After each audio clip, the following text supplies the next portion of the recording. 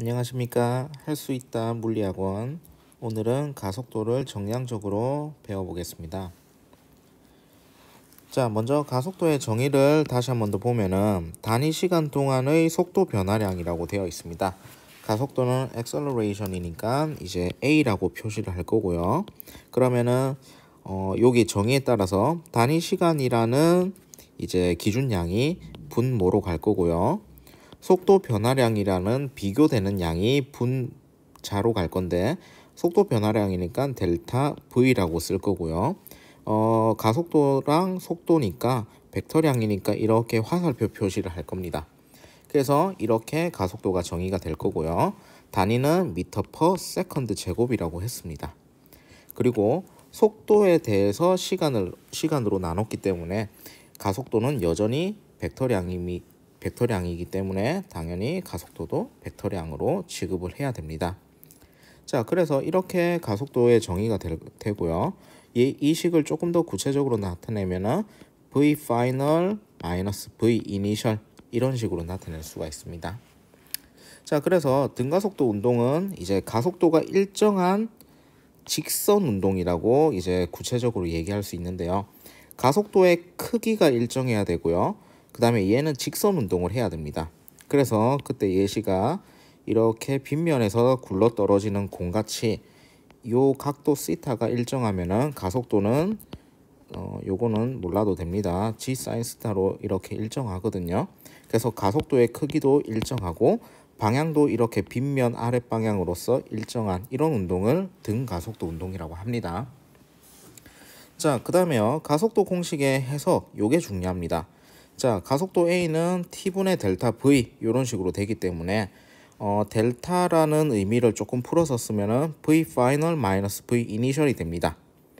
그런데 요 식을 어떻게 해석을 하느냐? A는 T분의 V final 마이너스 V initial이라고 되는데 우리 물리에서는요. 어떠한 조건들을 알면은 미래 사실을 예측하고 싶어 합니다. 그렇기 때문에요. 초기 조건 V initial 초기 속도 그 다음에 내가 몇 초나 지났는지 시간에 대해서 알고 내가 가속도 값을 알면은 미래 값인 V final에 대해서 예측할 수가 있습니다. 그래서 V final에 대해서 이제 풀어주면은 이렇게 되겠죠. V initial 플러스 AT 이런 식을 얻을 수가 있습니다. 그래서 가속도 식도 중요한데 물리에서 이제 조금 더 실용적으로 활용되는 식은 요 식이라고 얘기할 수 있습니다.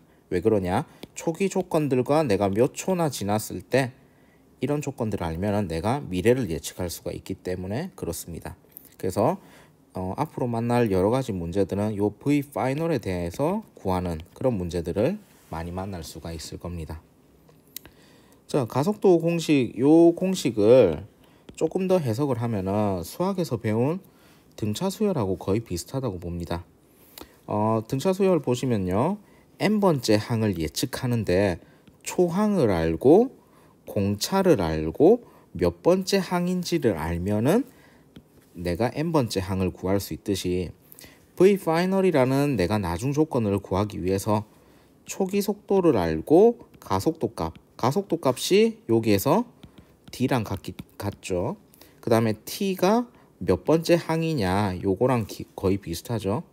그래서 이런 식으로 해석을 하는 이제 노하우가 있어야 문제풀이가 좀 빨라집니다. 자, 그래서 요 식에 대해서는 정말 잘 알고 있어야 되고 요 식이 어떻게 쓰이는지에 대한 철학도 잘 알고 있어야 됩니다.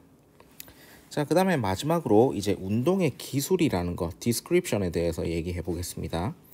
자, 운동의 기술이라는 건 이렇습니다. 초기 위치에서 이 물체가 어떻게 운동하고 있는지, 이 물체가 운동을 어떻게 하고 있는지를 이제 규정 짓기 위해서는 뭐 좌표도 있어야 될 거고요. 그 다음에 이 물체의 속도도 알아야 될 거고, 이 물체의 가속도도 알아야 될 겁니다. 그런 뒤에 어느 일정한 t 시간이 지난 뒤에 이 물체가 어떤 나중 최종적인 파이널 포인트로 이렇게 가 있고 이 물체가 이런 방향으로 v''이라는 이제 속도로 이렇게 움직이더라 라고 하는 게 운동의 계술입니다. 자, 그래서 쉽게 얘기하면 현재의 위치와 운동 상태가 이제 좌표 속도, 가속도 이런 것들을 얘기하는 겁니다. 그리고 t 시간이 지난 뒤에 이 물체가 파이널 포지션에서의 물체의 위치와 운동 상태를 얘기하는 거, 그것이 운동을 기술하는 거고, 운동의 기술이라는 거는 쉽게 얘기해서 이 물체가 앞으로 어떻게 운동을 할 건지에 대한 예측을 하는 것이라고 얘기할 수 있습니다. 자, 그래서 오늘은 가속도를 정량적으로 알아봤는데요. 가속도 식을 이제 정의식도, 요 식도 중요한데, 여기 가속도 공식을 해석하는 요 식도 매우 중요합니다. 이 식을 이제 중요하다고 이야기하는 이유는 운동의 기술이라는 거는 최종적으로 무언가를 예측하려고 하는 것이기 때문에 그렇습니다. 자, 그래서 오늘 가속도의 정량적 분석은 여기까지 하겠습니다. 수고하셨습니다.